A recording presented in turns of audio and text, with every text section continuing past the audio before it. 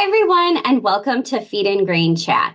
I'm your host, Elise Schaefer, editor of Feed and Grain. This edition of Feed and Grain Chat is brought to you by Watt Global Media and feedandgrain.com. Feedandgrain.com is your source for the latest news, product, and equipment information for the grain handling and feed manufacturing industries. Today, I'm joined on Zoom by Stuart Beckman, Director of Safety for Columbia Grain International.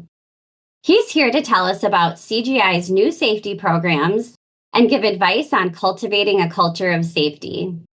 Hi, Stuart. Thanks for joining me today. Yes, good morning, Elise. Glad to be here. Absolutely. Stuart, can you start by telling me about the new safety programs CGI recently implemented and any results you've gotten from employees or feedback so far? I'll start by saying I've only been with the company about 4 months, so I'm really still in the assessment phase. But in this 4 months, we have made some changes. We have implemented some new safety procedures or policies. One of the things we worked on in the first couple of weeks of me starting was to work with North Dakota's Workforce Safety Initiative, which is our work comp claims. And we actually went through an assessment with them and went through all of our safety programs. We went through our safety training. And we actually took them to one of our big facilities in Jamestown, North Dakota for a site visit so they could see our facilities and that. They were very happy. We did well in this safety assessment with them. So I just say it was to start a partnership with them and really work with them. And I think it turned out very good for us. So that was kind of a highlight. Another thing we had to work on, Elise, when I got here was our fumigation program. We realized we had some shortcomings in our fumigation program, so we completely rewrote that program to include what we call a fumigation management plan, or what we call the FMP. So we got that rolled out with that program with a new FMP, and then we trained all of our operations leadership and our location leadership across the country with what these new requirements are. We just wanted to make sure we're tracking with these requirements. So that was kind of there was a lot to do. There was a lot of moving pieces to get that going.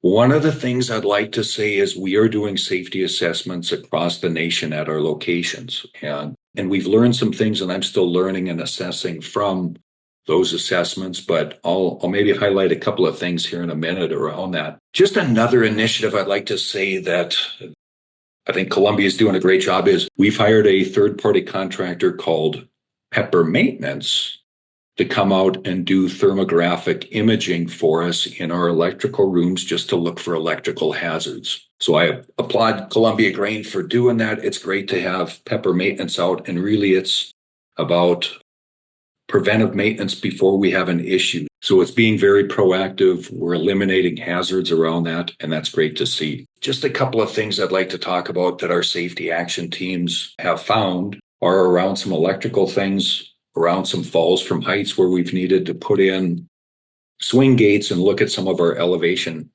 hazards. Again, we've worked on some electrical things. So I applaud Columbia Grain for having these safety action teams, and they're effective as well. Wonderful.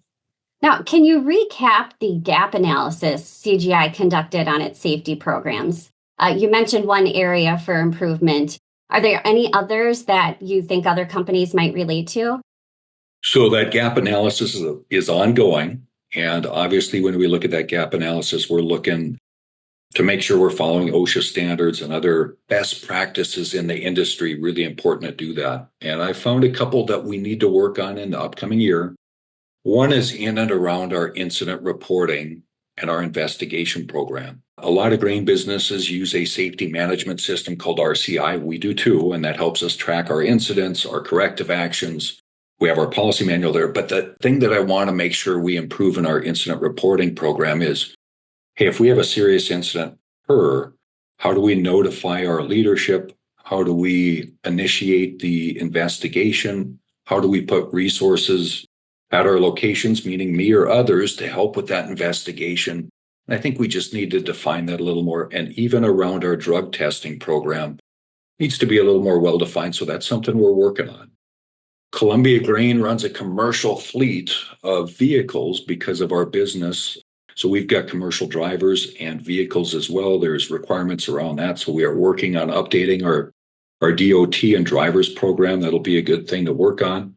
And in our business, it's really important that we understand our hazard controls, or what we call critical safety devices. So those are devices, and they're very common in the grain business. And really, there's three of them. There's alignment sensors, or what we call rub blocks. There's bearing temp sensors, and there's speed sensors to make sure we don't burn a belt in half or have a condition like that. But I think we just need to tighten up our program around critical safety devices to make sure we understand what set points are, make sure our corporate standard is spread across our organization. We also need to teach our guys what to do in case that system alarms, and the procedures or protocols are in place at how to troubleshoot that, figure out what went wrong, and make sure we don't operate till we have that item fixed and corrective action applied. So just want to mention one other thing. Again, I'll apply Columbia Grain. One of the things we're doing is we're training our leaders, right? So really important in the grain business. And I like what Columbia Grain's approach is. We're doing and scheduling 10-hour OSHA courses right now for all of our operations employees across the nation. So we're going to put them through a 10-hour OSHA course. And then we're going to go a step further, and we're going to put all of our location managers and operations managers through a 30-hour course. That'll start sometime in, I believe, March of 25. But so some really good things we've learned, and really some good things that we're updating at Columbia. So how do you encourage location leadership to take ownership of safety practices, like identifying hazards, and how do you measure their success? So, hey, we've got our safety action teams, and they do a great job. And we've talked a little bit about that, how they go around and look at different locations, recognize hazards, and it's a peer-to-peer relationship, right? So it's operations managers from one location going to another and giving advice, different set of eyes to look for hazards, and then coming up with the corrective actions and implementing them. Another thing we've did, though, I need to mention, is we do a monthly safety and operations call. And I think it's really important. We start out that call with our top business leadership. So they get on and they give us a little business update, but they tie it to safety. And I think it's great to have those guys involved in our safety calls. They're the leaders of this organization, and it's great to have them in front of our guys on a monthly call.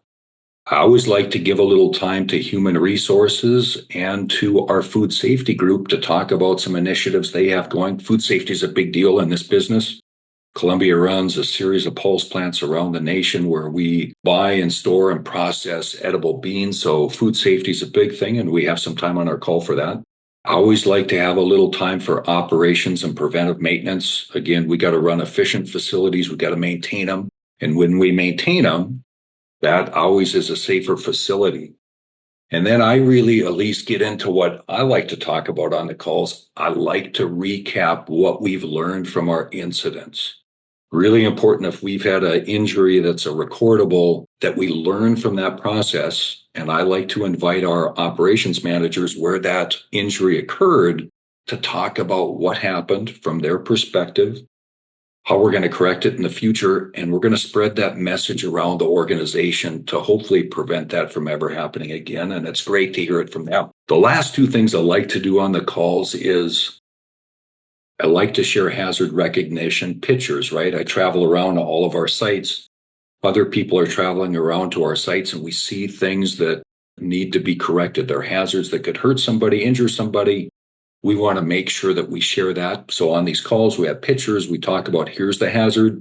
Here's what we can do to prevent that hazard from happening. And then that's the corrective actions. And lastly, at least what I like to do on those calls is I like to share our own best practices from our locations. I run around to a lot of sites. Our guys are doing great things. They're doing a better job with machine guards. They're tackling this issue or problem. It's great to talk to them, take a picture of it, and then share it and call them out on their calls, on these calls, and thank them for the good work that they're doing, not only for Columbia, but really for the grain industry as a whole. Now, we're in the middle of corn and soybean harvest season in parts of the country where Columbia Grain has several facilities. What heightened safety risks are you addressing with employees, especially during harvest?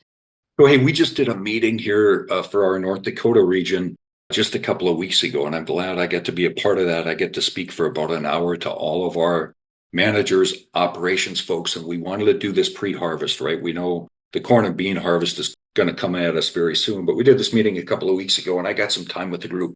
One of the things I like to talk about with our guys is to operate safely, we need to be staffed accordingly, right? We can't be short-staffed. Unfortunately, in this business, we probably don't have the resources to be overstaffed either. In the grain business, nobody does. So you have to run your staff right, but we need to be staffed appropriately so that we give our guys breaks, they get some rest, and we watch out for each other. I know OSHA has a big initiative around heat safety, right?